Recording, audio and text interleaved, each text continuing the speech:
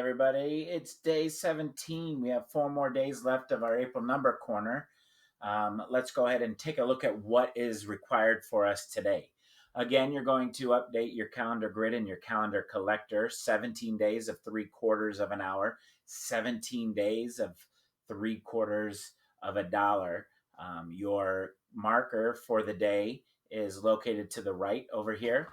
Make sure you are labeling the length, the width, and the height of that rectangular prism, and you are recording your volume in cubic units. Today, I have to have a little bit of, I need to get back because apparently I'm down 2-1 to the students, and I need to get back on track. I don't normally like losing to my class, so hopefully I can kind of pull one out and at least tie it up and go in without having a month loss to the kids. So again, if you remember, we have our put it on the line right here. And what we have to do is we have to first label our number line. So if you could pause the video, count the number of spaces in um, between the 0 and 2, and figure out what each one of these lines mean. Okay, so now that you are here, I'm going to insert my text box, and we're going to do some writing over what color should I pick? I want you guys to focus on a color, and I will pick that color that you choose. I'm thinking maybe over here. No, I'm thinking right over here. I'm thinking right up here. Oh no, I'm always going to choose red. I'm sorry. I'm a Nebraska fan, and this is what we're going to do. So I have to count how many lines are in between my 0 and 2. 1, 2, 3, 4, 5, 6, 7, 8, 9, 10. 10 lines. So how many lines are in between? Or what does each line represent?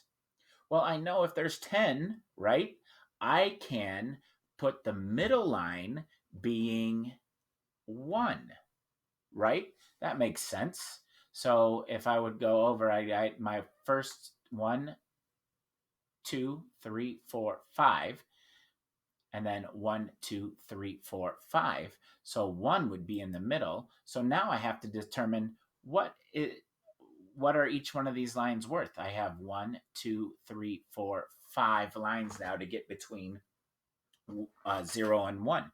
So what did you figure out as the decimal for each one of the lines? Well, if you divide 5 into 100, which that's how I'm thinking this because it's a decimal for one whole, I can think 100 or a dollar, 100 cents, right? I know that 20 cents or 0.20, there are 5.2 zeros. So that's what we're going to use. I'm going to bold this line just a little bit and then do the honors of putting 0.20. Oh. That doesn't work. There we go. And then my next line is going to be 0.40. Is that what you got? And then I got 0.60. And if I'm right, I should end with 0.80, and 1.0. That's my fifth line. So all I need to do is now repeat, right? I have 1.2 and then 1.4. Again, I'm just following the same pattern. 1.6 and 1.8. And there's my 2. So I'm on target, where my last line, which hopefully I'm going to get, because that's like the ace, right, in our deck of cards, is 2.2. Oh, I said 2.1. 2.2. All right, so then we have to, I think we need to add another text box up here, obviously, because you have to have your score, and then I'm going to copy that, Control C and Control V, and I'm going to put that below because I need to have my score. You can put your score on top, I'll put my score on the bottom. All right, time for kids to pick. Well, I lost last round, so I'm going to pick first. So here I go. I am going to move this card and I'm going to see, ooh, what is 2/5 times 4 seconds or 4 halves? Ooh, I know that 4 halves is 2, but I'm going to leave it as my fraction, 2/5 times 4 halves, which because I'm leaving it as a fraction, I can then, I'll keep the numbers big. Okay, I can multiply, right? I can multiply my denominators and my numerators, right? So I'm going to multiply first my numerators, 2 times 4, which is 8. And then I'm going to multiply 5 times 2, which is 10. Good move by Mr. Keller. I think so. I think that goes and puts an X right here for me. So none of the other answers should be that. We're all set. Okay, so, well, we should put the decimal equivalents, don't you think? Because we are dealing with decimals. Okay, kid's turn. I really hope this isn't a good card. Sorry. We're going to move this card down over here to the discard pile. It said she was counting change. She found 0.98 cents or 98 cents, right, in her purse, and her mom gave her 62 cents. How much money did she find? That's not fair. I think you guys got a big one already. So we have 0.98, and we're adding 0.62. All right, pause the video and figure that one out. Make sure you line your decimal points up before you start. Okay, so you're back. Hopefully you do have your answer. I have an answer for you. If I look at my 2 and my 8, I know that's 10. I'm carrying the 1, and then I add 9 and 6, which is 15, plus 1 is 16. $1.60. So students, I'm going to have to move you all the way down here, which I am not that pleased about. But the ace is still available, which means I still have a chance. So I'm going to go click on this card. This card says, what is 9.36 minus 8.96? So go ahead and figure that out. I will write that down over on my side. You pause the video. Make sure you're lining up the decimals before we start. And then come back to us when you have an answer. All right, so you're back with us now. So hopefully we have an answer. I'm looking at this. I'm really kind of excited because I got 8 and 9 is that one hole, but I noticed that 8 is almost, it's 8.96. It's almost 9. So it really is only 0.4. Did you get that? 0.40? That's not a very good move. Well, I tried. We're going to go an X over here, and what? I'm moving my points. So I got to move that one back. All right, let's see what you have. Kids' turn. Bam, this one. I don't know why I picked it, but I did. What is 1/2 of 2/5? Oh, so you have a multiplication of fractions problem too. 1/2 times 2/5. Please go ahead and pause the video, figure that out, and come on back when you have an answer. All right, now if I'm going to do this, I would multiply my numerators first, which is 1 times 2, which gives me 2.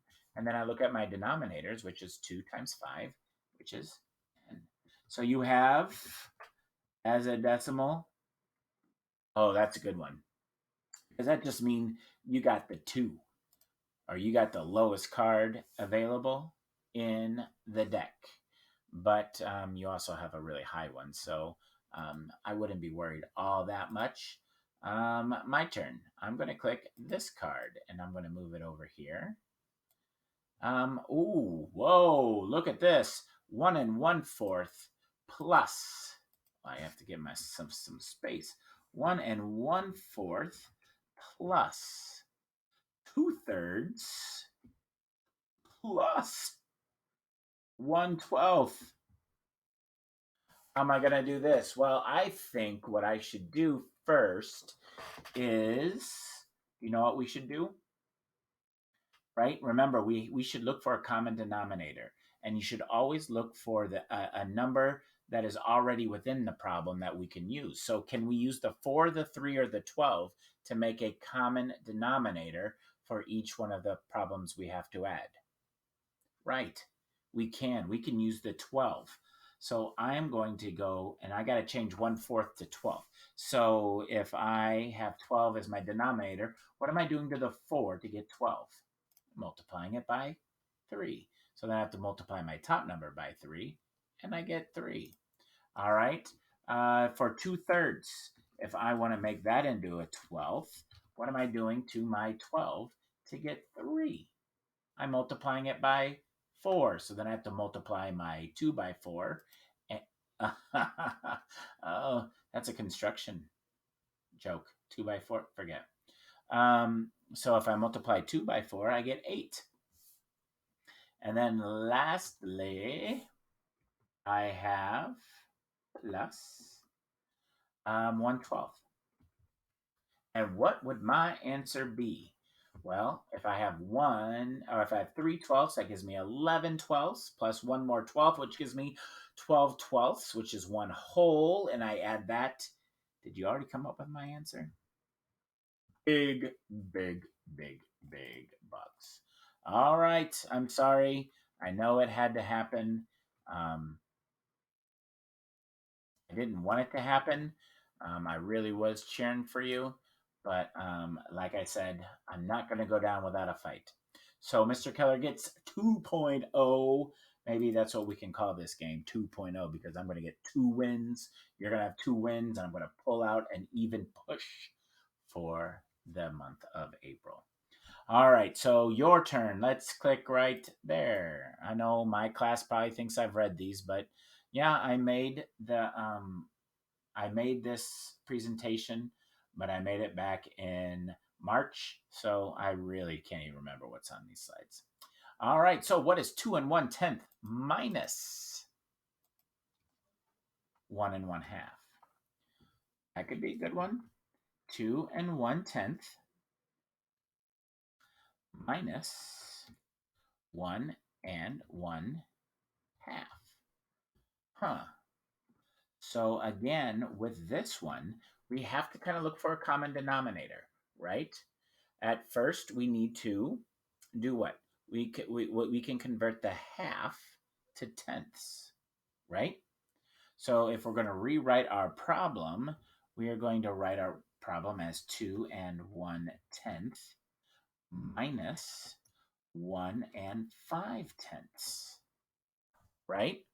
But that doesn't work because I can't subtract my fractions because I got a lower fraction over here and I got a larger fraction over here.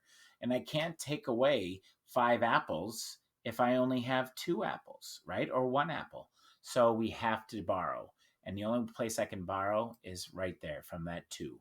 And I can make that 2 a 1, right? And then I'm borrowing 1 whole, which means I got to add that 1 whole to my fractions because I'm borrowing from here to give to my fractions. That's going to change that to 11/10. Did you get that as an answer? All right. And we are again subtracting 1 5/10. And now I think we can do it. Can we subtract 5 from 11? We can, and we get 6/10. And then we also see that 1 minus 1 is 0. So your answer is 6/10. So we will go ahead and move yours over to where it should be and put an X there. Ooh, I don't know. It looks close.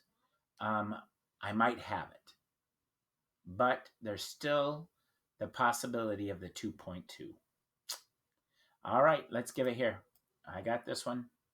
All right, it says Paul had delivered 3.6 liters of water and he divided it into 2 equal bottles. How much did he have in each bottle? So, a division problem. We have 3.6, and I have to use a fraction symbol because I don't have a division symbol. If you see a fraction symbol, it does mean division, and we're going to divide that by 2. Now, the easiest way for us to kind of do this is to divide our parts, right? If if I divide 3 in half, I got 1.5, right? Would you agree with that? And what if I divide 0.6 by 2? I have a 0.3. So if I add that both together, 1.8. Now, as Larry McCarron would say, if you're a Packer fan, that could have been the dagger. That puts me right here. And I don't want to start bragging yet. I don't want to start getting excited, but it's looking good for finally Mr. Keller. All right, which one of the 3? You guys all just stare at the one that you want to get, and I bet you I pick it. I bet you somebody stared at that one. Anyway, there you go. What is 4 1/5 divided by 1/3? Ooh. Oh no, times by 1/3. We have to divide it by 3, right? So if we have 4 1/5, oh, that doesn't make sense. 4 1/5 times 1/3. What does that equal? Ooh, that's a good one. Right? The easiest way for us to do this is to change our fraction or our mixed number into an improper fraction. We do that by multiplying the denominator by the whole number, which is 5 times 4, which is 20. 20 plus 1 is 21. So we have 21/5 times 1/3.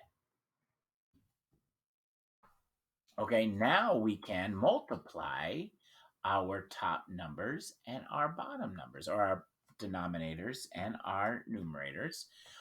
21 times 1 is 21. And our denominator is 5 times 3 is 15. And what do we get for our mixed number now? 15 goes into 21 one time, right?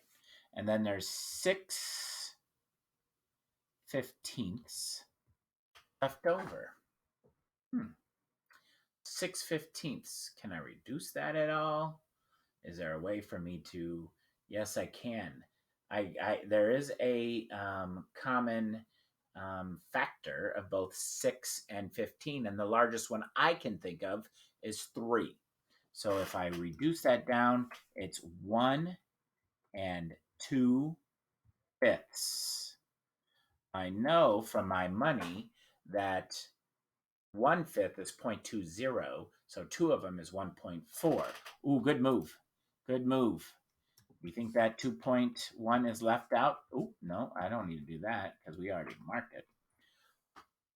Oh, close. Oh, look at this. I don't know. Looks like there's a 1, a 1.2, and maybe a 2.2 left. Maybe not even a 2.2. Who knows? I'm going to select that card.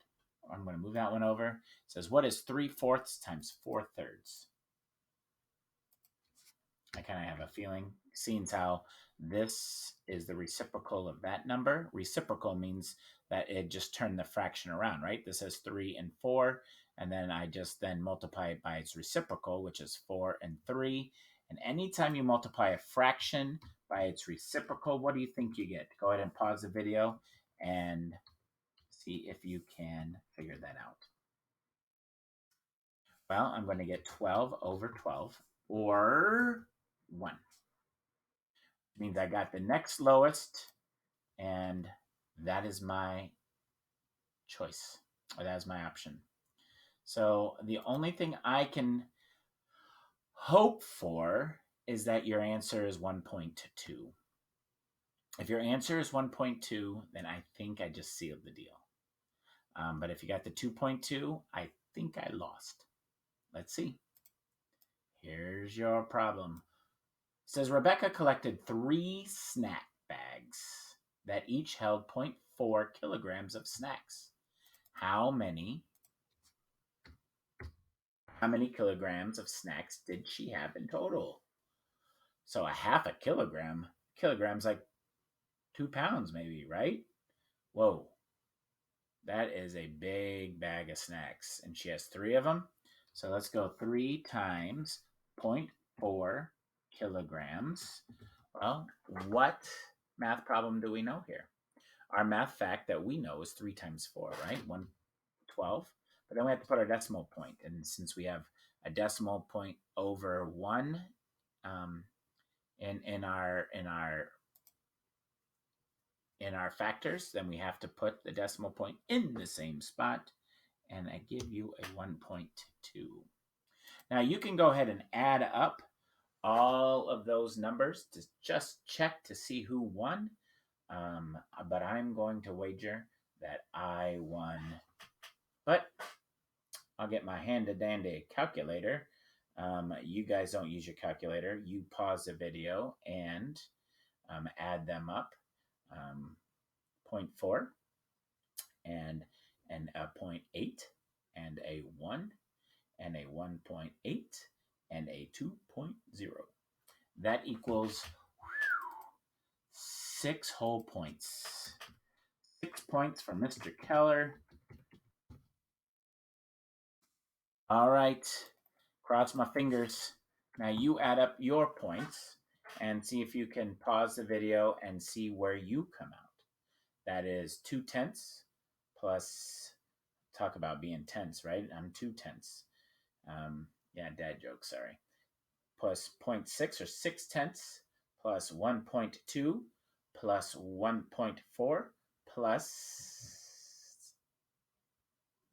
1.6. And the final total is, yes, 5 points. I'm sorry. I mean, I thought you would win. I was hoping you'd win, but you didn't.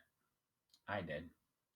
All right, so make sure that the rest of your number corner is put together. It's been a great month of playing Put It on the Line, decimal form instead of fractions. I hope everything's going well for you. If any of this was confusing for you, email your teachers, ask the questions that you need to ask so that you understand. If not, great playing the game with you, and I look forward to maybe playing another game with you in March. Talk to you soon. Enjoy math.